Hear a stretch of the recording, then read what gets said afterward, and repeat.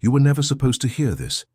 Not because it was hidden in some ancient vault, not because the powerful few locked it away in secret archives, but because the truth about man's weakness is so uncomfortable, so nakedly precise, that those who understood it chose silence over revelation. They didn't need to suppress it. They knew you would suppress it yourself. Machiavelli watched. That's what he did better than anyone in recorded history. While philosophers built theories and priests delivered sermons, Machiavelli walked through the actual world, the courts, the alleys, the back rooms of Florence, and he wrote down what he saw without the mercy of illusion. He is remembered as a strategist of power, as the man who dared say that the prince must be both lion and fox. But there is a chapter of his observation that history textbooks never assigned. There is a layer of his understanding that no university course on political theory ever touched. It lives not in the prince, not in the discourses. It lives in what he witnessed, in what he recorded in the margins of human behavior when he thought no one respectable was paying attention. And what he witnessed involved women, not queens, not noble women, not the wives of senators or the daughters of merchants. He witnessed the women who survived by understanding men completely, women who had no political power, no legal protection, no social standing, and yet wielded an influence so precise, so devastatingly effective, that princes fell. Fortunes dissolved. Wars were delayed. Treaties were broken. Reputations collapsed overnight. He witnessed the women the city called prostitutes, and he paid attention in a way that no moralist, no philosopher, no military strategist ever dared to. Pay close attention to what comes next, because this is not a video about those women. This is a video about what they knew, about what they taught, not through lectures, not through books, but through the daily, relentless empirical practice of reading men at their most exposed, their most desperate, their most truthful. This is a video about you, about the weakness you carry without knowing its name, about the vulnerability you've spent years disguising with ambition, with aggression, with the performance of control, about the invisible thread that powerful people, throughout all of human history, have always known how to pull. Machiavelli didn't just theorize about power, he studied those who exercised it in its purest, most unfiltered form, and one of his most devastating conclusions was this: the man who believes he is strong because he has never been tested is the most dangerous fool in any room. Not dangerous to others, dangerous to himself. You're about to understand why. There is a particular kind of silence that falls over a man when he realizes he has been read, not judged. Read, like a page, like a map, like a pattern so consistent, so predictable, so achingly human, that someone with the right eyes could have written his next move before he even thought of it. That silence is what this video is designed to produce in you. Not shame, not guilt, not the hollow discomfort of a motivational speaker pointing at your failures and offering you a 10-step solution.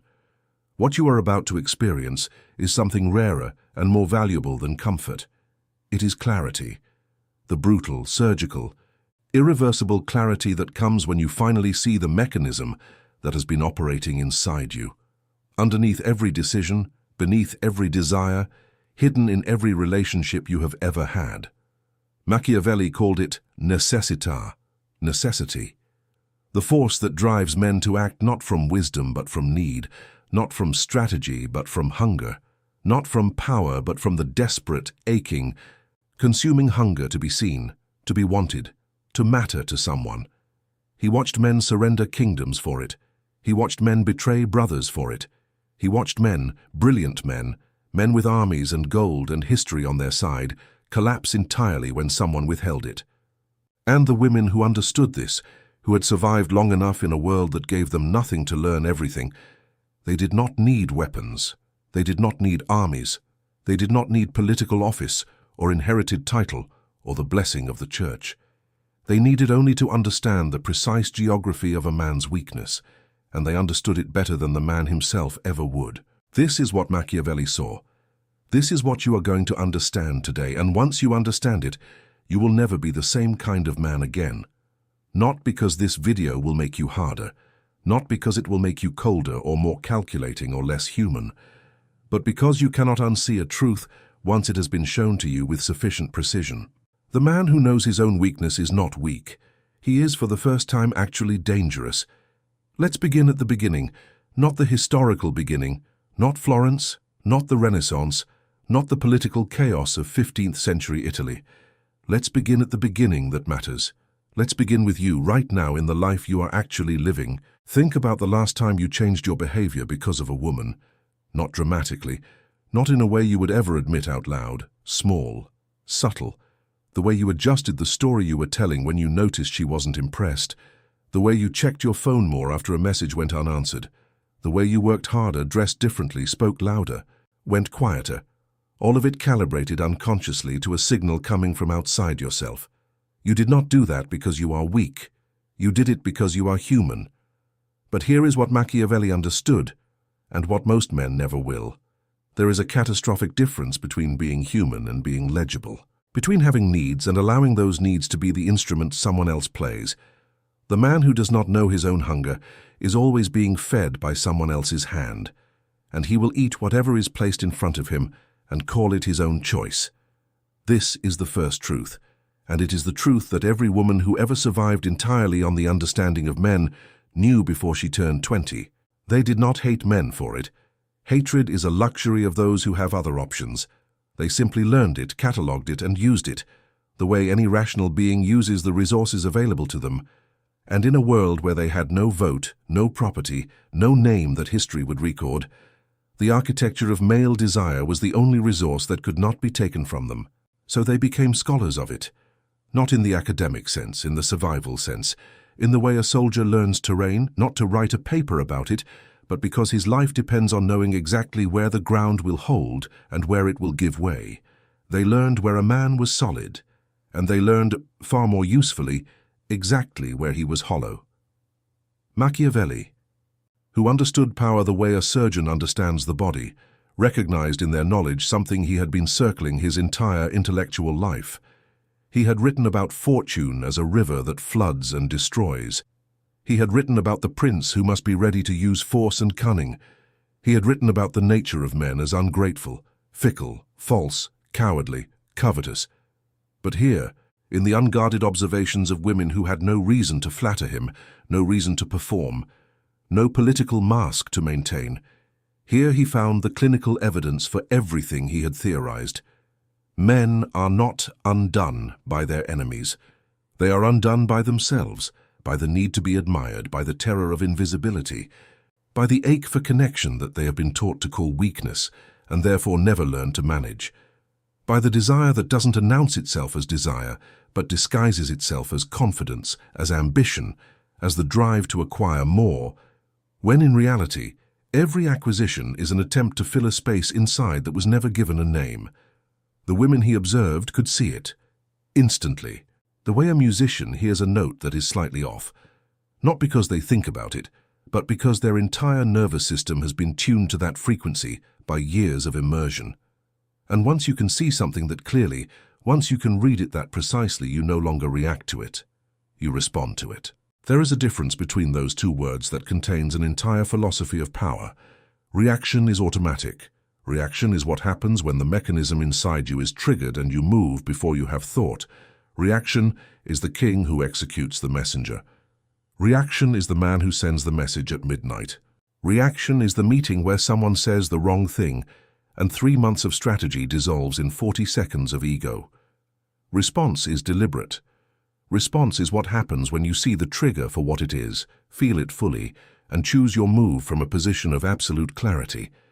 Response is what Machiavelli called virtù, not virtue in the moral sense, but the particular quality of excellence that allows a man to impose his will on circumstance rather than be swept away by it. The women he observed had, through necessity, developed something extraordinarily close to virtù in the realm of human emotion. They could not afford reaction. Reaction for them was catastrophic, so they learned to observe first, to calibrate, to understand the precise nature of what they were dealing with before they moved a single inch. And in doing so, they became more strategically sophisticated than most of the princes Machiavelli had served. He did not write this openly. He could not. The world he lived in had no framework for crediting such knowledge to such women, but it is there, between the lines of his work, again the relentless focus on human nature, as the central variable in all politics, all power, all strategy. The man who understands human nature controls the game. The man who is controlled by his own human nature is always, in every room, someone else's piece on the board. Which one are you? Not which one do you believe yourself to be. Not which one you perform for the world. Which one are you when the room is empty and the performance is over, and it is just you and the actual machinery of your own desire humming quietly in the dark? This video will answer that question in a way that no self-help framework, no productivity system, no cold shower routine ever will. Because those things address the surface, they give you techniques for managing the symptoms. What Machiavelli's darkest lesson addresses is the root, and the root is this: every man has a point of total vulnerability, a precise, specific, deeply personal architecture of need that, when understood and engaged correctly, overrides everything else. The intelligence, the discipline, the ambition, the carefully constructed identity. Everything. And the first step to protecting yourself from being controlled through that vulnerability is not to eliminate it. You cannot eliminate it. It is not a flaw to be corrected. It is the cost of being alive, of being human, of existing in a body that needs and wants and aches with a specificity that reason alone can never fully govern. The first step is to see it, clearly, without mercy, without the comfortable narrative that you are the exception, that your needs are different, that your discipline has somehow placed you outside the reach of what Machiavelli observed in the courts and the corridors and the back rooms of one of the most politically sophisticated cities in human history. You are not the exception. And that precise moment of recognition is where your actual power begins. Stay with this, because what comes next will dismantle something you have been building for years. Not to leave you exposed, but to replace it with something that actually holds. There is a word that appears in Machiavelli's writing more than almost any other. Not power, not strategy, not cunning. The word is womany, men. He returns to it obsessively, the way a doctor returns to a symptom that keeps appearing in every patient, regardless of the presenting condition. Men. What men do. What men want. What men fear. What men tell themselves versus what actually drives them. He was not romantic about it. He had no patience for the idea that men were fundamentally noble creatures corrupted by circumstance. His observation was colder and more useful than that.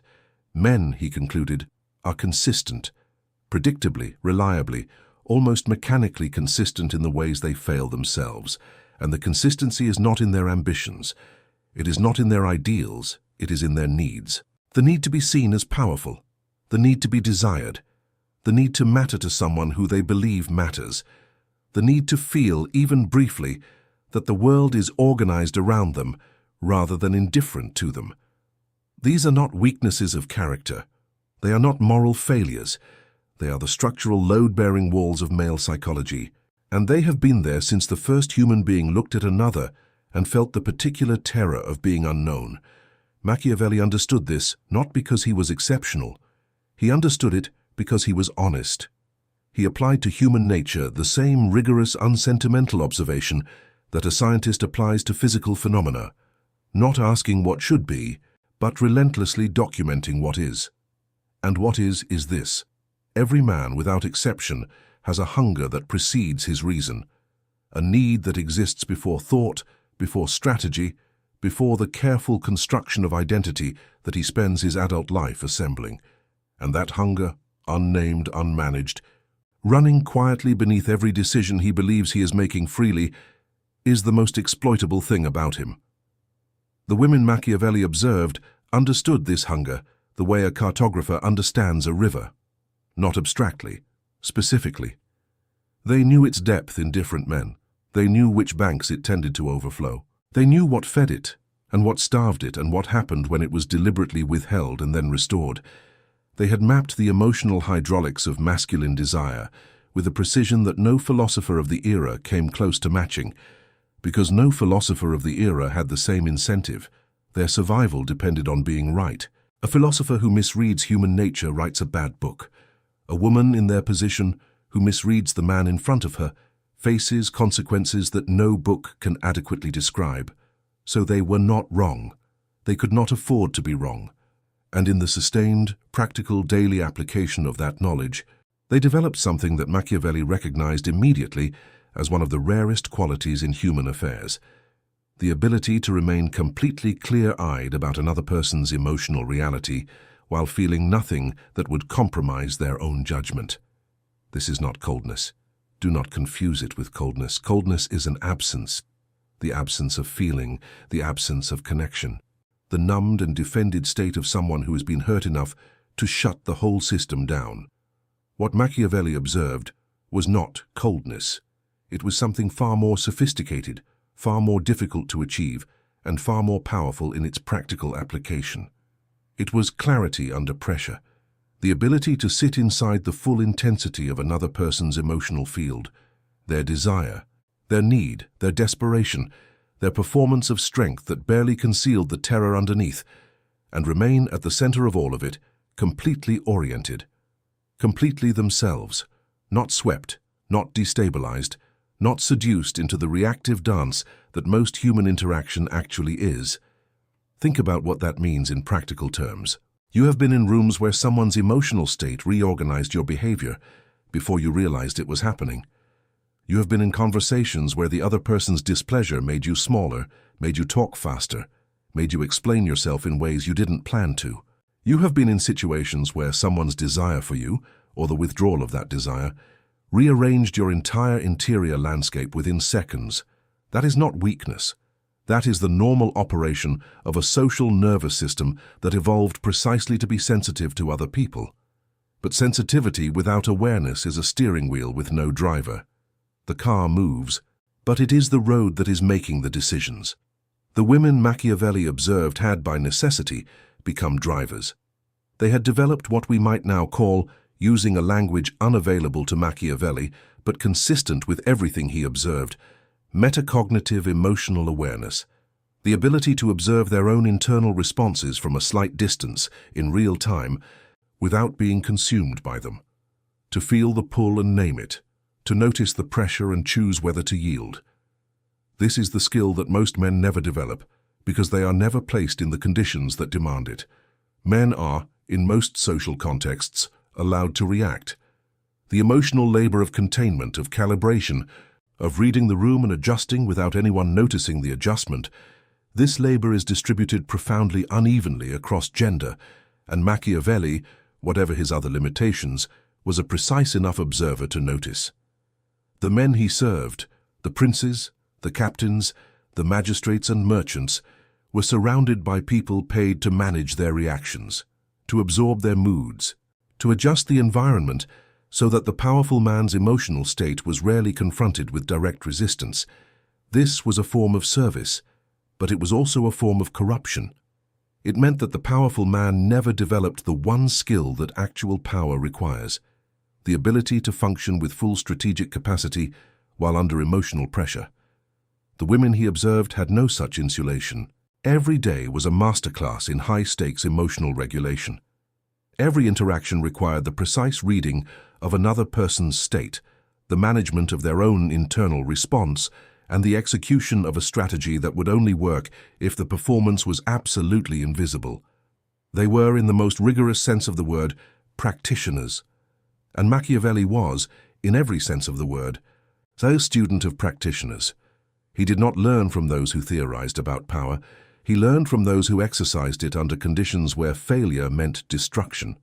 And in that laboratory, which history has largely refused to recognize as a laboratory, he encountered the most sophisticated psychological knowledge of his era, the knowledge that man's greatest strength and man's most catastrophic vulnerability are the same thing, the same hunger, the same need, the same aching, driving, consuming desire to be significant in the eyes of someone he deems significant.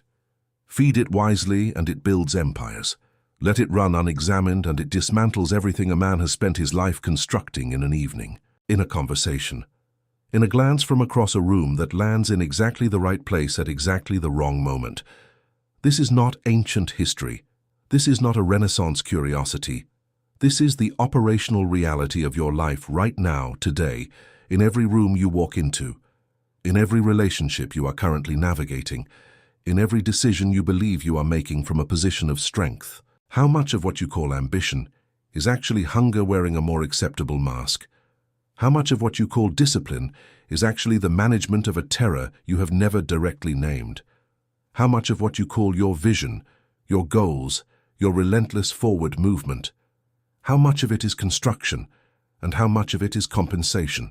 Machiavelli would not ask you to answer that question quickly. He would not ask you to answer it comfortably. He would ask you to sit inside it long enough for the honest answer to surface. The answer that exists beneath the answer you would give in public, beneath the answer you give yourself in the edited version of your interior life that passes for self-knowledge in most men. He would ask you to be, for once, as honest about yourself as those women were about the men they read daily. And then he would tell you something that initially sounds like a paradox, but reveals itself, on examination, to be the most precise and practical insight in the entire history of power studies. The man who has completely seen his own weakness is, for the first time, actually in control of it, not because seeing it eliminates it. It does not. The hunger does not disappear when you name it. The need does not dissolve when you acknowledge it. What changes is the relationship between the need and the decision. What changes is the gap, the crucial, everything-determining gap between the trigger and the response, between the pull and the move. That gap is where your actual power lives. Not in the suppression of desire, not in the stoic performance of indifference, not in the cold, defended, emotionally amputated version of strength that gets sold to men as the ideal. In the gap, in the conscious, clear, fully aware space between feeling everything and choosing your move. The women Machiavelli observed lived in that gap. They had to. And what they built inside it was something that the most powerful men of their era never managed to achieve, a form of sovereignty that could not be taken because it did not depend on anything external. Not on position, not on money, not on the approval or the fear of anyone else. It depended only on the clarity of their own observation. This is what Machiavelli learned from watching them. This is what he encoded, incompletely and indirectly, in everything he wrote about the nature of men and the practice of power. And this is what you are going to understand fully before this video ends. Because you are not here by accident. You did not find this content randomly. Something in the title disturbed you in a way that was specific, not general curiosity, but something more personal than that. Something that recognized itself in the subject before your conscious mind had a chance to evaluate it. That recognition is the beginning of the gap. Stay there. Let us talk about desire, not the abstract philosophical version. Not eros in the Platonic sense, not Freud's libido, not the clinical terminology of psychology textbooks. Let us talk about desire as Machiavelli encountered it, as a political force, as the single most reliable lever in the entire architecture of human motivation, because that is what it is. You have been taught in various ways to think about desire as something personal, something private, something that belongs to the interior life, and has limited relevance to the exterior world of strategy and achievement and power. You have been taught, if you were taught anything at all about this, to manage desire, to sublimate it, to redirect its energy toward productive ends, which is good advice as far as it goes, but which completely misses the more important point. The more important point is not what you do with your desire. It is what your desire does to your legibility. When you want something, truly want it, with the specific and personal intensity that distinguishes genuine desire from general preference, you become readable. Your behavior changes in ways so consistent, so predictable, so deeply rooted in the same basic architecture that operates in every man who has ever wanted something, that a sufficiently observant person does not need you to say a word. They can see it, in the quality of your attention, in the slight recalibration of your posture, in the way your voice changes register, barely when the subject comes up, in the things you do not say that crowd visibly against the things you do, in the effort of appearing not to want what you very clearly want, which is, paradoxically, the clearest signal of all. Effort is always visible to those who know what to look for. The women Machiavelli observed were trained by circumstances that allowed for no margin of error to see exactly this, to read the specific texture of a man's wanting in the space of a few minutes, Not because men are simple, men are not simple, but because the architecture of masculine desire, while complex in its individual expressions, follows patterns consistent enough to be reliable. And the most consistent pattern of all is this: men do not want what they say they want. They want what they are afraid to admit they want, even to themselves, especially to themselves. They want to be seen as powerful by someone whose gaze they experience as significant. They want to be desired in a way that confirms the story they are trying to tell about themselves. They want to feel, underneath all the strategy and the ambition and the carefully maintained external composure, that they are not fundamentally alone with the weight of their own existence. This is not a pathology. It is the human condition operating through the specific psychological landscape of masculinity. But here is where Machiavelli's observation cuts deepest, where it becomes not just philosophically interesting, but practically devastating in its implications. The man who does not know this about himself will pay any price to have it satisfied, any price, and he will not experience the payment as a cost, because he will not see the transaction as a transaction. He will experience it as desire fulfilled, as connection established, as the particular relief of being finally known. He will call it love. He will call it loyalty. He will call it respect, or admiration, or the natural consequence of his own excellence finally being recognized. He will not call it what it actually is, which is the oldest and most consistent leverage in human history, operating on him with perfect efficiency. Machiavelli watched this happen to men of extraordinary capability, men who had navigated wars, survived betrayals, outmaneuvered rivals with decades of accumulated cunning, brought to a complete stop, suddenly and without warning, by the precise application of something they had never been taught to recognize as a force that required managing. It was not their enemies who undid them. It was the unexamined architecture of their own need. Now understand what this means for you, not historically, now, today. Every relationship in your life, professional, personal, romantic, social, involves an exchange of significance, an ongoing, mostly unconscious negotiation about who matters to whom, how much, and on what terms.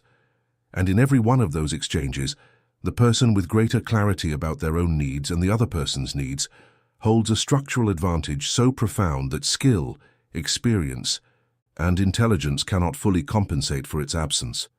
You can be the most talented person in the room and lose every negotiation, every interaction, every opportunity for advancement or connection, simply because you are more legible than the person across from you, simply because your wanting is more visible than theirs, simply because the gap between your trigger and your response is smaller than theirs. The women Machiavelli observed understood that the first rule of any high-stakes interaction was to know your own hunger before you walked in, not to eliminate it, impossible, not to pretend it didn't exist, worse than useless, but to know it, to have named it, examined it, understood its specific shape in this specific situation, so that when the pressure came, when the moment arrived that was designed, consciously or not, to activate that hunger and override your judgment, you would feel it fully and remain in the middle of that feeling yourself. This is harder than it sounds, because the hunger is not abstract. It is visceral. It lives in the body, not the mind, which is why the mind's strategies for managing it so often fail at precisely the moments that matter most. You can tell yourself, with complete sincerity, with real conviction, that you are not going to react, that you are going to remain strategic, that you know what is happening and you are going to choose your response with full awareness. And then the right kind of attention is withdrawn from you at the right moment, and the thing you told yourself you had under control moves through you like weather, and you are already reacting before the thought completes. This is not failure. This is the accurate operation of a system that was never designed with your strategic interests in mind. This is biology and psychology, and years of social conditioning all running simultaneously, producing behavior that feels like choice, but is actually more like a very elaborate reflex. Machiavelli had a name for this kind of determined force. He called it fortuna. Fortune, fate, the aspect of reality that cannot be controlled, that arrives without asking permission, and overturns the most careful plans of even the most capable men. He famously described fortune as a woman, not out of misogyny, but because he understood that fortune, like the women he had observed, was most effectively engaged by those who did not try to dominate her, but instead understood her nature, precisely enough to move with her rather than against her. The man who rages against fortune loses, always. The energy spent fighting what cannot be controlled is energy unavailable for engaging what can be. Your desire is your personal fortuna, the hunger that lives below reason, that moves faster than strategy, that does not ask permission before it reorganizes your behavior. This is the force that must be understood before it can be worked with, not suppressed, not denied, not performed away, understood. And understanding begins with the single most difficult act available to any human being, but especially to men who have been specifically trained to avoid it, the act of sitting quietly with an uncomfortable truth about yourself and not immediately moving to resolve the discomfort. The women Machiavelli observed were experts at creating this discomfort in men, experts at locating the specific architecture of a man's need, and then simply, not aggressively, not cruelly, but with the calm precision of a surgeon, holding a mirror up to it, allowing the man to see himself briefly as he actually was rather than as he performed himself to be. Most men, encountering this, did not respond with gratitude. They responded with the full intensity of the defensive system that the exposure had activated, with anger or with accelerated performance, or with the particular reckless generosity that men display when they are trying to purchase invisibility, trying to make themselves so necessary, so impressive, so undeniably valuable that the other person will stop looking clearly and start looking adoringly instead, all of which, of course, only confirmed the original reading. And Machiavelli, watching this cycle operate across every social class, every level of power, every category of masculine achievement, drew the conclusion that would define his entire philosophy of human nature. The battle that determines every other battle is not political.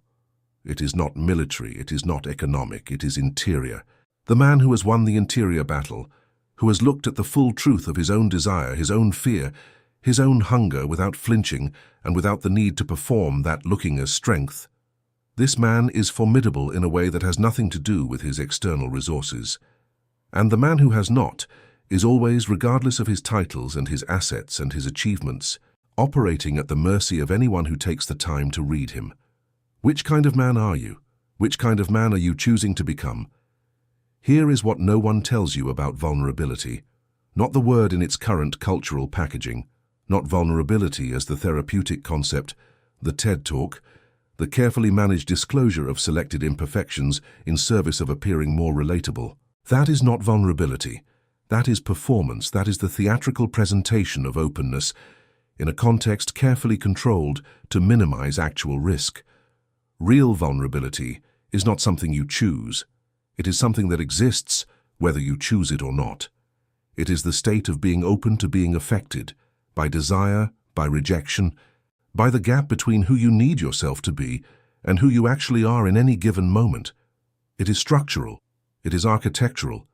It is built into the condition of existing as a conscious being in a world that does not organize itself around your needs. Machiavelli understood this with a precision that most of his contemporaries found either incomprehensible or offensive. The idea that vulnerability was not a correctable defect, but an irreducible fact of human existence, that the question was therefore not how to eliminate it, but how to know it so completely that it stopped being someone else's advantage. This was not a comfortable philosophy for men who had built entire identities around the performance of imperviousness. But the women he observed had no luxury of that performance. Their lives were structured around vulnerability in its most literal sense. Their survival depended not on pretending that vulnerability didn't exist, but on developing a relationship with it so sophisticated, so precise, so functionally intelligent, that it transformed from liability into instrument. They were vulnerable. They knew they were vulnerable. They knew exactly how they were vulnerable, in what specific ways, to what specific triggers, and because they knew it, they could see it approaching before it arrived. They could make decisions about it. They could choose, in many cases, the terms of their own exposure, not to eliminate risk, which was impossible, but to engage it from a position of awareness rather than reaction. This is the thing Machiavelli encoded most densely in his work, not as a theory of vulnerability, he never used the word that way, but as a theory of self-knowledge as the foundation of all effective action.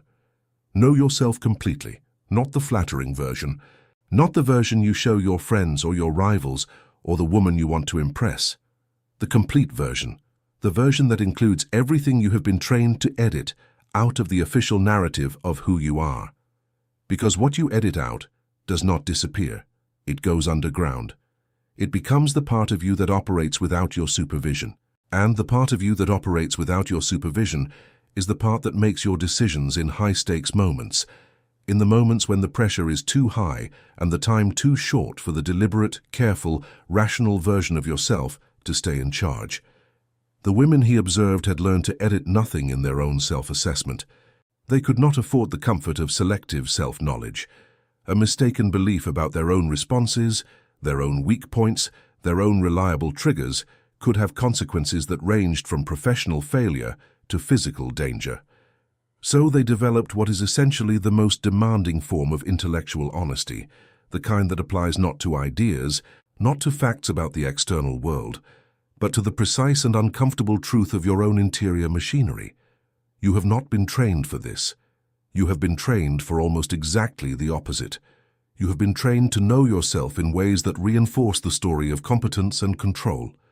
You have been trained to identify your strengths and leverage them, to minimize your weaknesses or compensate for them, to present a version of yourself to the world and to yourself that maintains narrative consistency with the identity you have invested in building. This is not malice. It is the natural result of growing up in a culture that treats masculine strength as a performance requirement rather than an outcome of actual development. When the performance is the standard, you learn to perform, and one of the things you learn to perform is self-knowledge. You learn to report on yourself in ways that are acceptable, that are legible as strength, that confirm the story. But the story is not the truth, and the gap between the story and the truth is exactly the gap that a sufficiently perceptive person can drive through. Machiavelli saw powerful men undone through that gap regularly, not by superior force, not by better strategy, by the simple fact that someone in the room understood the difference between the story a man told about himself and the actual operational reality of his psychology, and knew which levers to pull and in what order. The leverage is always in the gap between the performance and the reality, always. Which means that the man who closes that gap, who makes his story and his reality the same thing, not by becoming the story but by telling himself the truth, removes the primary mechanism through which he can be manipulated. He does not become invulnerable. He becomes something more useful than invulnerable. He becomes predictable only to himself. He becomes a system that, when pressure is applied, responds according to his own values and his own assessment rather than according to the triggered architecture of unexamined need. This is what the women Machiavelli observed had achieved, each in their own way, through the specific conditions of their lives. And this is what Machiavelli recognized as the missing element in nearly every powerful man he had ever served or studied. They had built their power on incomplete foundations, on the suppression of parts of themselves that were real and operational, and therefore remained active underground, producing behaviors that periodically destroyed everything built above them. Like a river that has been rerouted rather than understood, it will find a way through eventually, and when it does, the damage is proportional to how long it was denied. The prince who does not know his own hunger will eventually be led by it. The man who does not know his own fear will eventually be ruled by it. The person who has not sat with the complete and unedited truth of their own interior life will always be, at some level, a stranger to themselves. And a man who is a stranger to himself is, in the most fundamental sense, ungovernable, not by others, but by himself, which makes him from the outside perfectly governable by anyone who takes the time to learn him better than he knows himself. This is the dark lesson. This is the thing Machiavelli saw in the practice of those women, and encoded obliquely and carefully in everything he wrote about the nature of human power. You cannot govern anything, a state, a company, a relationship, a conversation that you do not first understand, and you cannot understand anything you are afraid to look at directly. The examination begins with yourself, not with your goals, not with your strategies, not with the impressive architecture of your external life, with the quiet, unglamorous, absolutely essential work of sitting alone with the truth of what you actually want, what you actually fear, what actually moves you when the performance is suspended and there is no audience left to maintain the story for. This is not weakness. This is the first act of genuine power. Every other kind of power is borrowed. Every other kind of power depends on external conditions that can be revoked. The power that comes from complete self-knowledge cannot be revoked because it does not live anywhere that someone else can reach. Machiavelli understood this. The women who taught him understood it. Now you are beginning to understand it too, and understanding it changes the game, not gradually, not incrementally. In the way that a light turned on in a dark room changes the room, completely, immediately, and irreversibly. You cannot go back to not seeing what you are now beginning to see. Let us make this concrete. Everything you have heard so far exists at the level of principle. And principle without application is philosophy without function. Interesting, perhaps important, but ultimately inert. Machiavelli was not interested in inert knowledge. He was interested in knowledge that changed behavior, that changed outcomes, that transformed the way a man moved through the world by transforming the way he understood himself and others. So let us go into the specific terrain. There are 5 primary expressions of masculine vulnerability that Machiavelli observed operating consistently across all social classes, all levels of achievement, all categories of power. These are not personality types, they are not diagnoses. They are operational patterns, recurring shapes that the same fundamental hunger takes as it moves through different lives and different circumstances. And every one of them is a point of entry for someone who understands them and a point of transformation for the man who is willing to see them in himself. The first is the need for significance, not success. Success is the external measure. Significance is the interior feeling of mattering, of being seen as important by people whose opinion the man himself experiences as important. This need is so pervasive, so structurally embedded in male psychology, that most men have built their entire external lives as an elaborate infrastructure for producing the experience of it. The careers, the acquisitions, the status markers, are the cultivated associations with impressive people. These are not primarily what they appear to be.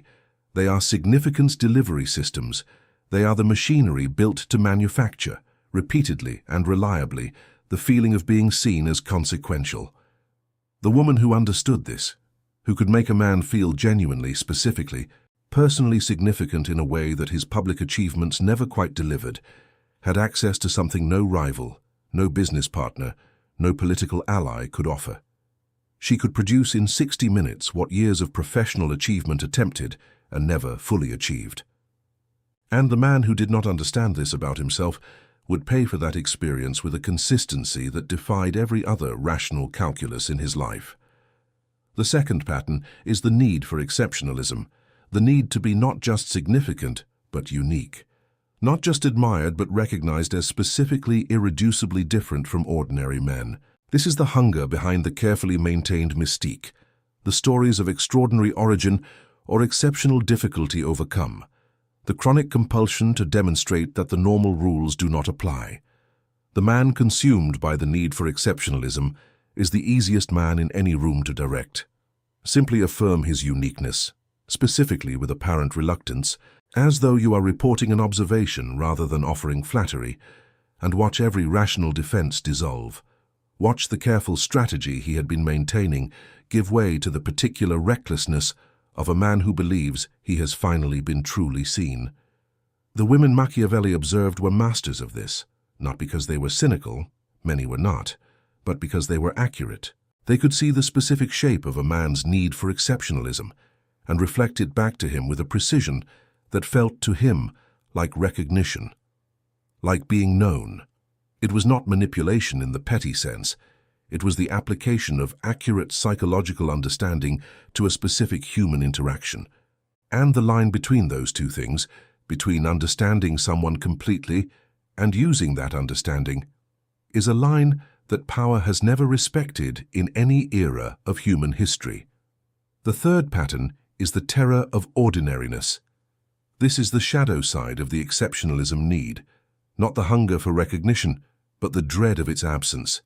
The specific, often unnamed fear that without the markers of achievement, without the performance of significance, a man is fundamentally unremarkable. That the self underneath the accomplishments is not enough. That he is, at base, ordinary, and that ordinary is the closest thing to non-existent. This fear operates differently from desire. Desire pulls men toward things. This fear pushes them into overwork, into risk-taking that exceeds any rational assessment of the stakes, into the particular compulsive quality of achievement that never satisfies because it is not actually seeking success. It is fleeing failure in a race that has no finish line, because the thing being fled is interior and runs alongside every victory. The woman who could make a man feel safe from this fear, who could create, even briefly, the experience of being enough without the armor of achievement, held a power over him that no external force could match. Because she was not competing with his rivals, she was offering relief from himself. And men will do almost anything for relief from themselves. The fourth pattern is the performance of strength as identity. The specific and costly confusion between the display of strength and the actual possession of it. The man for whom strength has become not a capacity, but a costume, who has worn it so long and so consistently that he has lost the ability to distinguish between performing resilience and feeling it. This man is not strong. He is brittle in the specific way that anything is brittle when it has been held rigid too long. He will not bend before he breaks, which means the first serious pressure that finds the right angle will not flex him, will not slow him down with manageable distress. It will shatter him. The women Machiavelli observed could identify this brittleness immediately. It is, paradoxically, one of the most visible qualities in the men who most urgently want to appear invulnerable.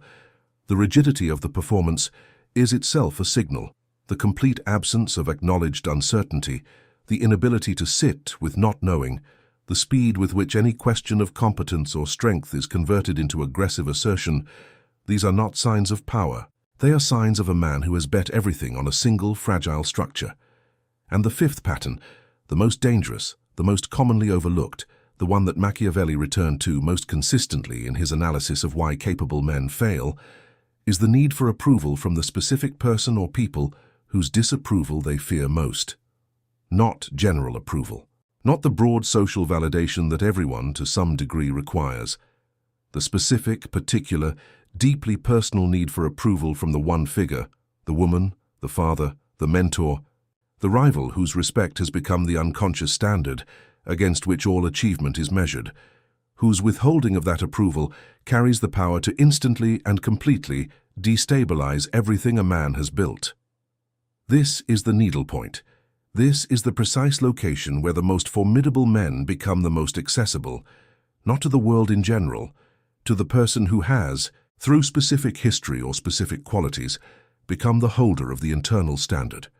And Machiavelli watched, with the attention of a man who understood that this was the most important variable in any political equation, as men who were otherwise ungovernable became completely predictable the moment this specific lever was engaged. Now sit with these 5 patterns and do not rush past them in search of the techniques that follow. Sit with the specific discomfort of recognition, because one or more of these, possibly all 5 in different proportions and different contexts, is operating in your life right now. Today.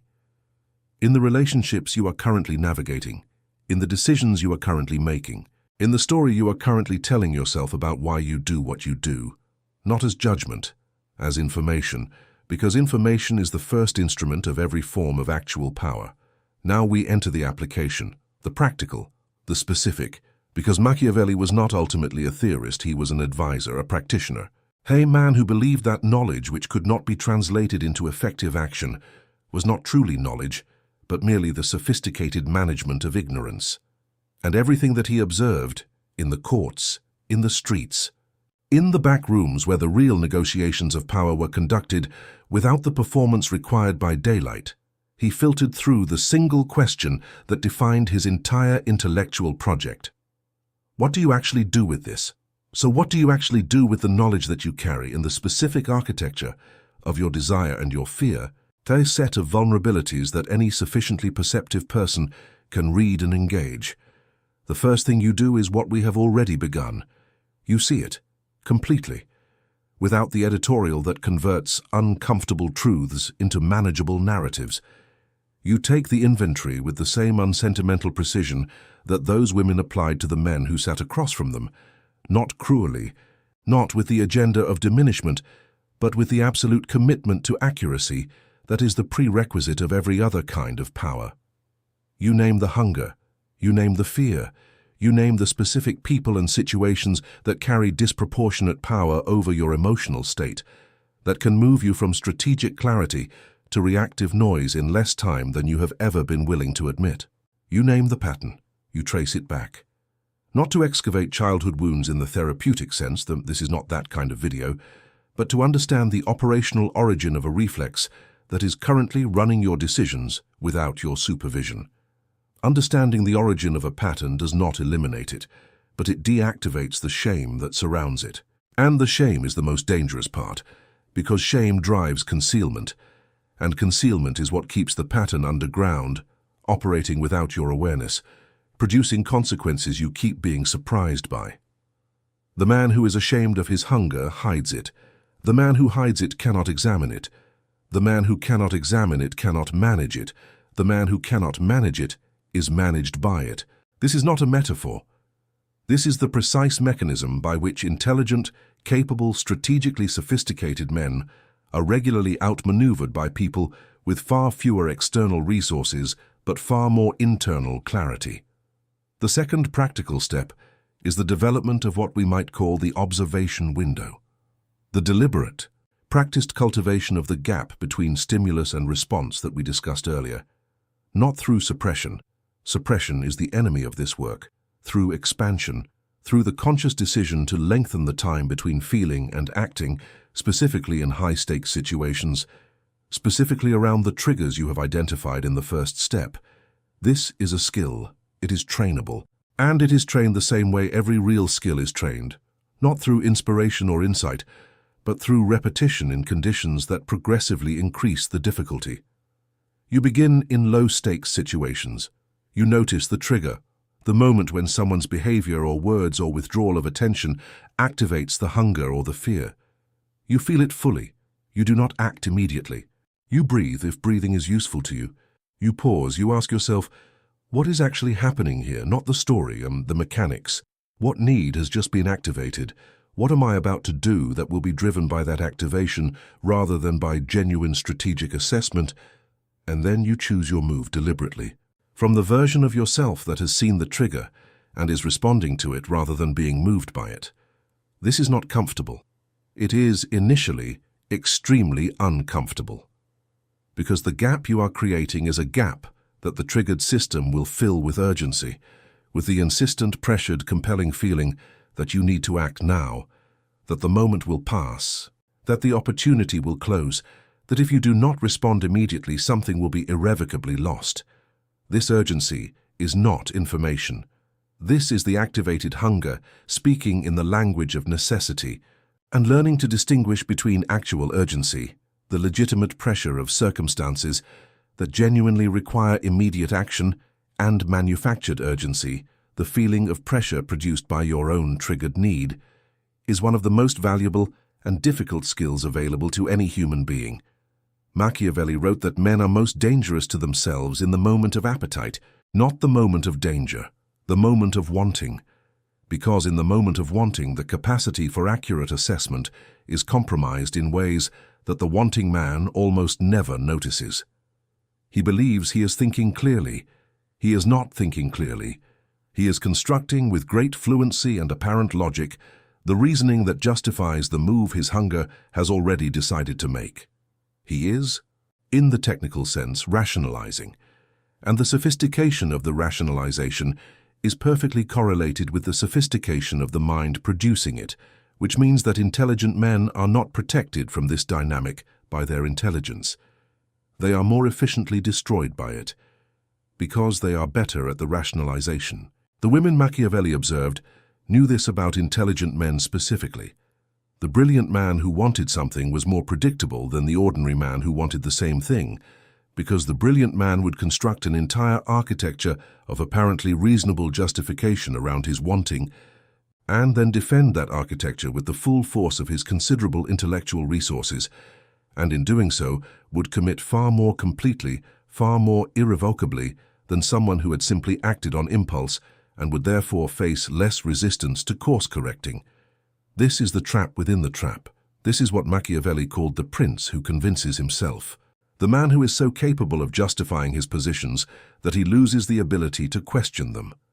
The practical counter to this is radical about its simplicity and demanding in its application. When you want something enough to begin constructing reasons for it, stop. Not permanently, not in service of detachment from desire. Desire is not the enemy. But long enough to ask, without the answer already in place, what am I not seeing here? What is the accurate read of this situation from outside my wanting? What would I counsel a man I respected who came to me with this decision and who happened to want what I want? You already know the answer. You know it before you finish the question.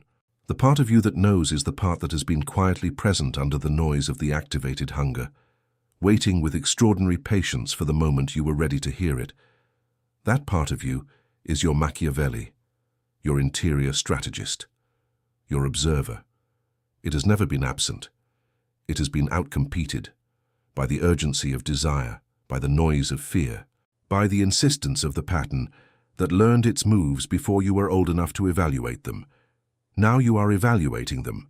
And the third practical step, the one that integrates the first two into a functional, durable orientation rather than an interesting intellectual exercise, is the deliberate cultivation of informed equanimity, not detachment, not indifference, not the cold performance of not caring, that is really just caring very much and working very hard to hide it. Equanimity, the actual, embodied, stable capacity to remain fully present with high-stakes situations without being consumed by them, to feel the full weight of desire and the full edge of fear, and remain at the center of both, capable of clear assessment and deliberate choice. This is what the Stoics, whom Machiavelli read and absorbed and translated into practical strategy, called the discipline of assent, the practice of refusing to add your internal catastrophizing, your internal exaggeration, your internal narrative of meaning to the raw fact of what is happening, of experiencing events as they are in their actual weight and actual significance, without the amplification that unchecked emotional reactivity produces. It is not easy. It was not easy for Marcus Aurelius, who practiced it with the discipline of a man who understood that the emperor's equanimity was the stability point of an entire civilization. It is not easy for anyone who attempts it honestly, but every day you practice it, even imperfectly, the gap gets larger. The observation window gets longer. The triggered version of yourself gets quieter, not because you have silenced it, you cannot silence it, but because the observer in you has gotten louder. And the man in whom the observer is loudest is the man who cannot be read, because his behavior no longer broadcasts his hunger. Because the signal that every perceptive person has learned to look for, the slight, unmistakable change in quality that marks the difference between a man in his observer and a man in his need, is no longer reliably present. He has become, in the most practical and consequential sense, strategically illegible, and the strategically illegible man is the one who sets the terms. There is a particular moment in Machiavelli's life that is not often discussed, because it does not fit neatly into the narrative of the cold, calculating political mind that history has constructed around his name. In 1513, after the Medici returned to Florence, and Machiavelli was removed from his position, tortured briefly on suspicion of conspiracy, and exiled to his small farm outside the city, he wrote a letter to his friend Francesco Vettori that contains, in a few paragraphs, more honest human exposure than almost anything else recorded from the Renaissance. He describes his days on the farm, the tedium, the small humiliations of reduced circumstance, the card games with rough men in the local inn, and then in the evenings he describes going to his study, removing his dirty farm clothes, putting on what he calls his regal and courtly garments, and entering Apo in the formality of his own mind, in the dignity of that nightly ritual, the courts of ancient men. He reads the classical authors. He converses with them. He asks them about their lives, and they, he says, answer him. He wrote The Prince during this exile, in isolation. Stripped of power, stripped of status, stripped of everything that the man he had been for years had organized his significance around, and in that stripping, in the specific, humbling, undeniable exposure of a man who had built his identity entirely on a role that had been taken from him, he produced the most honest and incisive analysis of human power that the Western world had seen. There is something in that biographical detail that is essential to everything this video has been building toward. The clarity Machiavelli achieved was not available to him while he was in power, while he was in the position, with the access, with the role that organized his significance. He was too embedded in the performance to see it accurately. He was too close to the thing he was analyzing to analyze it. It was the removal that gave him the distance. It was the exile that produced the observer. This is not an argument for seeking suffering. It is an observation about the relationship between loss and clarity that Machiavelli himself could not have written before he experienced it, and that every genuinely wise person in every tradition has eventually understood from the inside. The things that strip you of your performance are not your enemies. They are the specific, efficient, deeply unwelcome mechanisms by which reality closes the gap between who you are performing yourself to be and who you actually are. And the closing of that gap, however painful the process, is always in its outcome a form of profound power. Because the man who is performing himself cannot adapt, he can only maintain. And the energy required for maintenance, the constant vigilance of the performance, the management of inconsistencies, the work of making the story hold under the pressure of an actual life, this energy is not available for anything else. The man who has stopped performing himself has all of it back. And this is the territory that the women Machiavelli observed navigated with a specificity that he found ultimately more instructive than anything he had read in the classical texts, because they had been stripped by the structure of their world, by the complete absence of the social scaffolding that makes performance viable, and they had not collapsed. They had not constructed a smaller, bitterer version of the performance and called it wisdom. They had developed, in the genuine absence of the option to perform, something more durable. They had developed themselves, not the performed self, not the strategic presentation, the actual functional operational self, the version that knew its own shape, its own capacity, its own genuine limits and genuine resources, and moved through the world from that knowledge rather than from the story. This is the specific quality that Machiavelli could not fully articulate in the political language available to him, but that runs through everything he wrote about virtù. The particular excellence of the man and/or the person, though he could not frame it that way, who acts from genuine self-knowledge rather than from the compulsive maintenance of an image. And the reason this is the deepest lesson of everything he observed is this: the world does not ultimately respect the performance. It accommodates the performance, the way a river accommodates a temporary obstruction, flowing around it, incorporating it, but never fundamentally altering its nature. The performance changes nothing except the performer, whom it gradually hollows out. The world responds to the actual. To the person whose words and actions are continuous with their interior reality, whose presence has the specific quality of something that does not need to announce itself, because it is not making an argument. It simply is. This quality, this alignment between interior and exterior, between the man you are and the man you appear to be, is not innocence. It is not naivety. It is not the absence of strategy.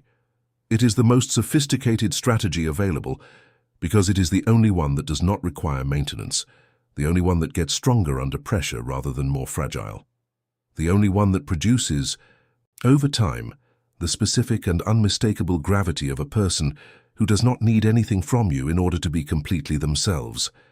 That gravity is what every genuine account of charisma and presence and the kind of power that comes from personal authority is actually describing, not the performance of those things, the thing itself. The women Machiavelli observed had it, each in their own way, in their own domain, at their own level. They had developed it not through spiritual practice or philosophical education, but through the specific pressure of circumstances that made self-knowledge not a luxury, but a survival requirement. And what they had, Machiavelli recognized as the foundation of every other kind of power he had ever studied. You are reading this at a particular moment in your life, not because this video found you randomly. Nothing in the landscape of what draws our attention is ever entirely random. You are reading this because something in you is ready for the specific discomfort of honest self-examination, ready to trade the comfort of the familiar performance for the more demanding and more real power that waits on the other side of it. The exile that produces the observer is available to you right now, not as a geographical condition, as a choice. As the decision to remove deliberately and with full awareness the regal and courtly garments of the performance, the story of who you have to be, of what you have to maintain, of what you cannot afford to look at directly, and to sit in the honesty of your own study with the ancient and still accurate wisdom of what you have always at some level known about yourself. This is not a one-time act. It is a practice, a daily, demanding, perpetually unfinished practice of returning to the actual, of noticing when the performance has crept back in, when the hunger has found a new story to hide behind, when the gap between your interior reality and your presented self has grown again without your noticing. Machiavelli made the practice. He made it every evening, with his classical garments and his dead interlocutors, and his absolute refusal to lie to himself about what he was seeing. The women he observed made it every day, in conditions that allowed no room for the comfortable version. And you, with everything they saw and he recorded now available to you with no exile required, with no suffering necessary as the condition of access, you have the option of making it too, not because someone is watching, not because there is a reward, not because it fits a narrative of self-improvement that you can deploy in the story you tell about yourself, because it is the only path to the kind of power that cannot be taken. You have arrived at the place where most people expect a conclusion, a summary, a clean resolution that ties everything together into a package you can carry away and install somewhere in your life without disrupting too much of what was already there. That is not what is here. What is here is a question. A single question that contains everything this video has been building toward. The Machiavelli spent a lifetime circling, that the women he observed answered every day through their actions without ever needing to articulate it. The question is, who are you when no one is watching? Not who you tell yourself you are, not who you intend to be, not the version that exists in the best-case projection of your own future. Who are you, right now, in the actual operation of your daily life, in the decisions that no one else sees, in the moments when the trigger fires and the gap is small and the pattern runs? Because that person, that actual operational unedited person, is the only person who can do the work this video has been describing. The performed version cannot do it. The performed version does not have access to the interior machinery. It only has access to the story about the machinery, which is not the same thing and has never been. Machiavelli ended The Prince with a call, not a theory, a call, an urgent, almost desperate appeal to the one person he believed capable of transforming the knowledge he had encoded into actual political reality. He was writing to power, but he was writing about the condition of being human, about the gap between what men are capable of and what they actually achieve, and about the specific, preventable, almost unbearably consistent reason why that gap exists. The gap is never external resources. It is never talent or opportunity or the favorable alignment of circumstances. It is always, in the end, the same thing. The same interior shortcoming that he had observed across every level of human achievement in one of the most politically saturated environments in human history. The inability to see yourself clearly enough to govern yourself effectively. The inability to be, in the privacy of your own mind, as honest and as precise and as courageously accurate as the women he observed were about the men who sat across from them every day. This is the lesson. This is the whole lesson. Everything else, the tactics, the strategies, the specific techniques of emotional regulation and self-knowledge, and the cultivation of the observer, everything else is application. Everything else is the practical expression of this one insight, operating in specific situations. But the insight itself is simple enough to say in a single sentence and difficult enough to actually practice that it constitutes the defining work of any serious human life. Know yourself fully, without mercy and without shame, and govern from that knowledge. Not from the story, not from the performance, not from the hunger wearing the mask of ambition, or the fear wearing the costume of discernment, or the unexamined need running the sophisticated rationalization that you have always been almost good enough at constructing to fool everyone, including yourself, from the knowledge. The women Machiavelli observed knew the men they read better than those men knew themselves, and the power differential that produced the structural, reliable, completely consistent advantage of the more clearly seeing party over the less clearly seeing party was not the result of any other factor. Not beauty, not manipulation in the petty sense, not the deployment of tricks or the application of techniques. It was purely, entirely, the product of superior self-knowledge translated into superior situational awareness. The man who catches up to his own nature, who closes the gap between his interior reality and his self-understanding, does not become invulnerable. But he removes the primary mechanism through which he has been consistently outmaneuvered. He becomes, for the first time, our genuine participant in the interactions of his own life rather than a subject of them. And from that position, from the position of the man who knows himself completely and moves from that knowledge, everything changes.